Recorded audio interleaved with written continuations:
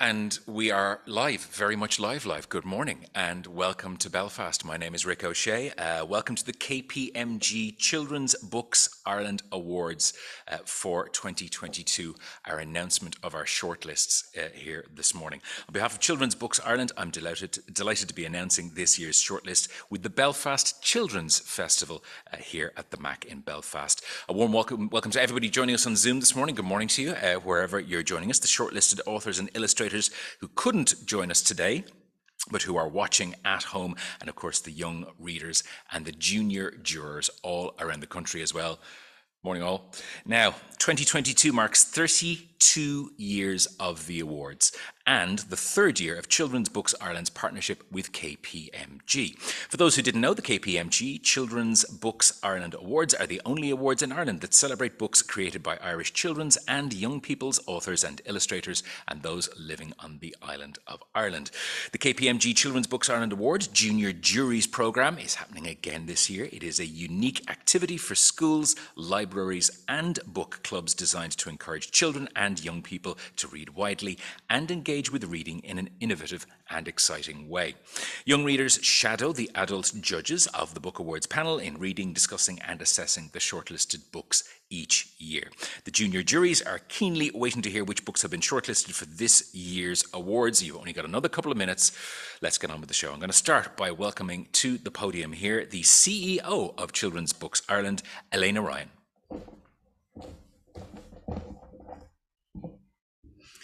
Good morning, everyone. We are so delighted to be here as part of the Belfast Children's Festival to launch this shortlist today.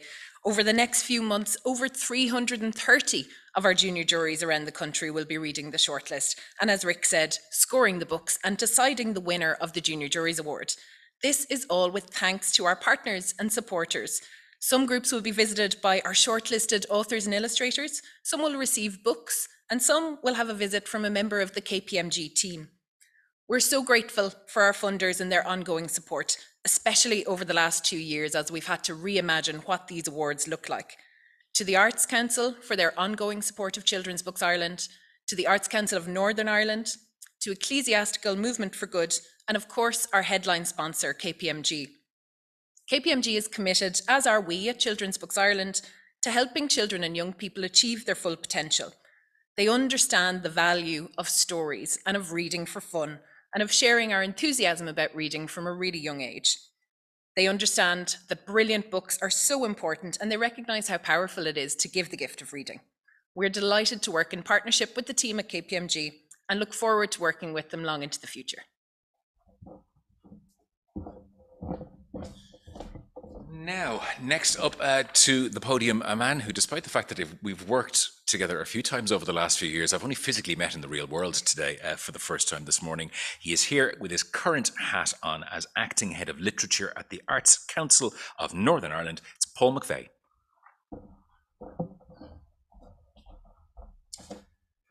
Well, welcome to Belfast. Thank you for coming. It's lovely to meet you all, and Rick especially, after meeting you online so often over the last couple of years and talking to you by email. So it's great to be here.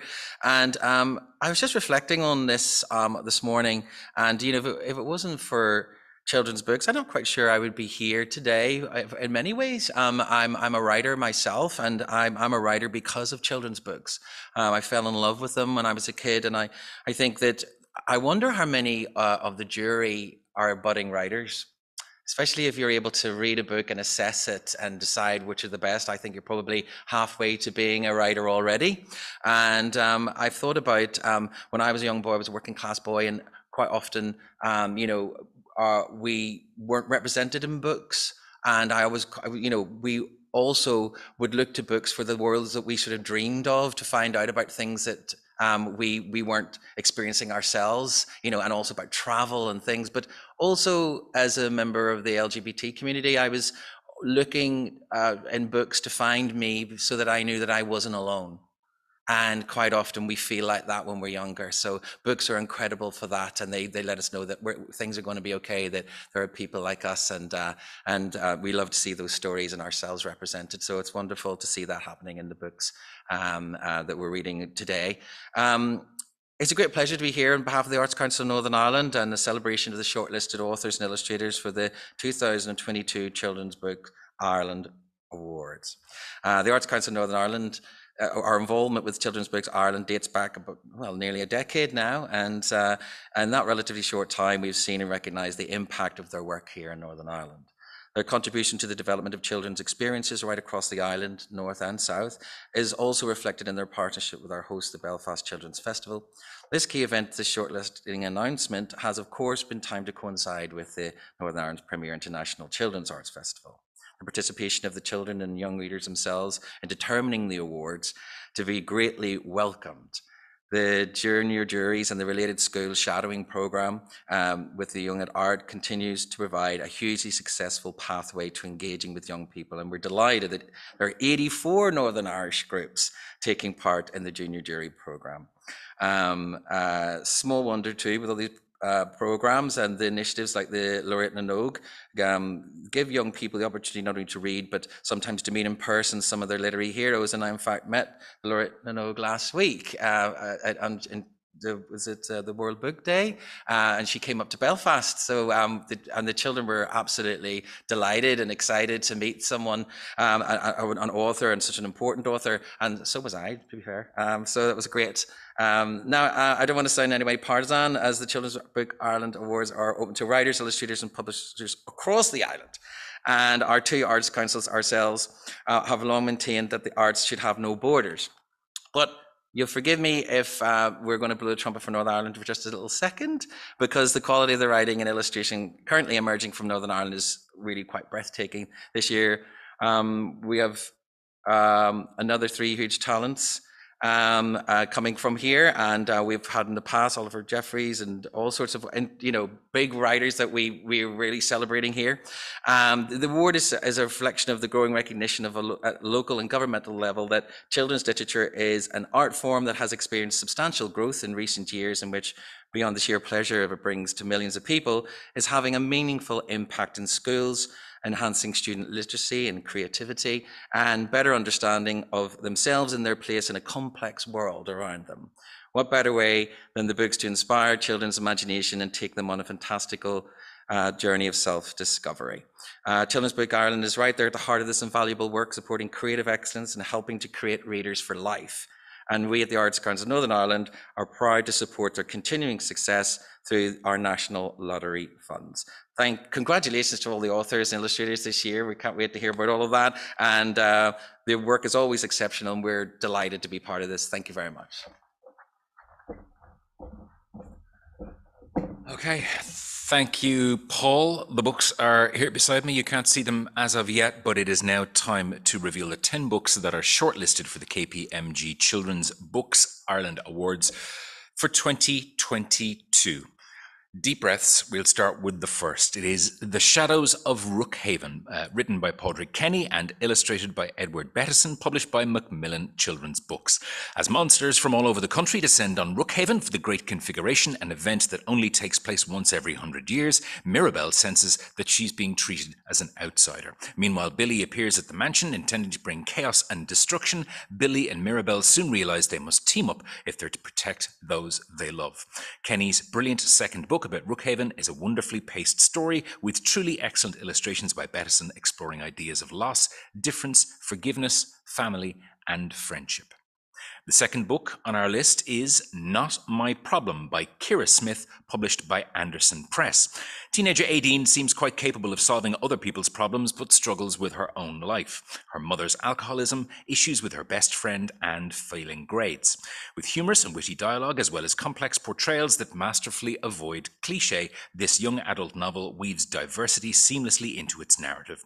Smith's excellent writing and characterization ensure that the reader is drawn directly into an emotional and realistic tale of contemporary teen experience. The novel is hard-hitting at times, while also brimming with empathy and sensitivity. Our third shortlisted book is Clúsa Coppel Éireann Rí, written by Bridget Brannock and illustrated by Shona Shirley MacDonald, published by Futa Fata. Text and illustration work together beautifully in this retelling of Lowry Lineshock, the king who tries to hide the fact that he has horse's ears by killing and thereby silencing each barber who cuts his hair. This lyrical version of the tale is wonderfully told, simplifying but not detracting from the richness of language, reducing but not losing the darker elements. The detailed illustrations and expert use of colour create vivid and engaging characters in this sensitive version of an age-old story, well pitched at its target readership. Gut Feelings is written by C.G. Moore and illustrated by Becky Chilcott, published by Euclan Publishing. Told through free verse, this is a powerful coming-of-age story about Chris, who at 11 years old is diagnosed with a rare genetic illness that shapes his life in ways he never imagined. Moore draws upon his own experience to create an engaging narrative filled with darkness and light, despair and hope, fear and desire, love and trust. Told with insight and honesty, this is a bold and complex portrayal of living with chronic illness, of sexuality, of body image, of health and well-being, and of growing up. Our fifth shortlisted book is The Henna Wars by Adiba Jaigirdar, published by Hodder Children's Books. Irish-Bangladeshi teenager Nishat decides to tell her parents that she's a lesbian, but things don't really turn out as she'd hoped. When she begins to fall for her classmate and then transition year business rival Flavia, life becomes even more complicated, and she must figure out who she is and what she ultimately desires. Jagirdar's wonderfully written and original text is an important story of first love that also explores issues of religion, race, sexuality, cultural appropriation, and identity formation in contemporary Irish society. The Summer I Robbed a Bank is written by David ODoherty and illustrated by Chris Judge, published by Puffin Books. Following his parents' separation, Rex isn't impressed when he's sent to a remote Irish island for his summer holidays. That is until he's roped into helping his strange and brilliant Uncle Derm in a crazy plan, inspired by the tales of pirate queen Grace O'Malley, to rob the island's mobile bank and redistribute the money. This fresh and original narrative from Doherty, supported with illustrations by Judge, is a funny and subversive tale filled with poignancy and beauty that captures the magic of one momentous summer. Frindleswylde is written by Natalia O'Hara and illustrated by Lauren O'Hara and is published by Walker Books. This charming tale centres on Cora, who must follow the mysterious Frindleswylde into the enchanted kingdom of frozen summer to retrieve the light for her granny's lamp. This beautiful and original story contains echoes of Hans Christian Andersen as well as Russian folk tales and features whimsical illustrations reminiscent of the work of Ivy Wallace. The quality of the hand-drawn illustrations, something increasingly rare in contemporary books, is outstanding, and the strength of the illustrator is apparent throughout. Maybe by Chris Haughton, published by Walker Books. This clever and engaging text from Haughton is bursting with fun and joy as we follow three misbehaving monkeys who just can't resist temptation. Despite the threat of tigers lurking in the grass, they convince themselves that it will be okay just to venture into the jungle and taste a mango or two. Maybe. With the author-illustrator's brilliant use of saturated colours of purple, blue, deep pink, magenta and red, the mischievous monkeys and their jungle environment are skillfully brought to life in this page-turning tale that invites reader participation. Number 9 on our list is Rescuing Titanic, a true story of quiet bravery in the North Atlantic by Flora Delargy, published by Wide Eyed Editions. This debut book, with stunning illustrations, provides a different perspective on one of the world's most famous maritime disasters, the sinking of the Titanic. The focus this time is on the RMS Carpathia and its journey across the ice fields in an attempt to save passengers from drowning.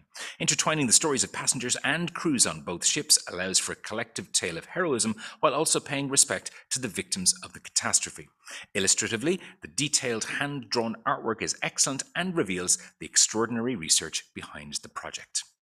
And finally in our list, There's a Ghost in This House by Oliver Jeffers, published by HarperCollins Children's Books.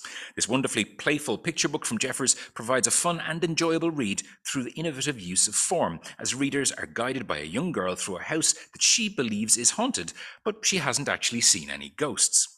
We soon realize that we can see more than she does if we just take time to turn the pages correctly. This beautifully produced and expertly crafted book is original and imaginative in its use of counterpoint with words and multiple illustrations presenting the reader with differing perspectives.